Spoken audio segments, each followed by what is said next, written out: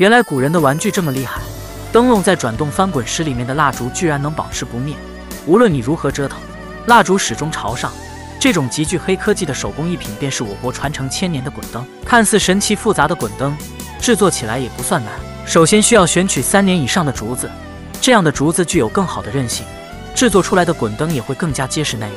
将竹子分割成大小均匀的竹条，接着横向切开分成竹篾，这也是制作滚灯最为关键的一步。选用带皮的竹篾，弹性十足，即使晒干后依然具有较强的柔韧性。用刀刮去青皮和表面的毛刺，防止制作过程中被毛刺扎伤。将修好的竹篾摆成五角星的形状，然后各在一边加入竹篾，形成一个错综复杂的竹网。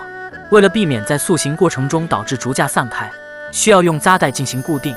接下来全靠师傅的手工操作，竹篾反复交错，逐渐合而为一。整个过程不需要使用一根钉子，做好的竹框甚至让人难分首尾。制作内环需要仔细测量，防止内环过大导致无法转动起来。用较细的竹篾制作出一大一小的竹环，接着将它们塞入竹编中，用绳子进行连接。这也是滚灯最为神奇的地方，两个环看似毫不相干，却又紧密相连。接下来开始制作烛台，取下一根竹节，将两端进行修整，利用高温将竹子软化，打好孔后用绳子进行连接，点上一根蜡烛。这时候神奇的事情便发生了，无论你如何翻滚抖动，烛台始终朝上。过年如果制作一个，真的是好看又好玩。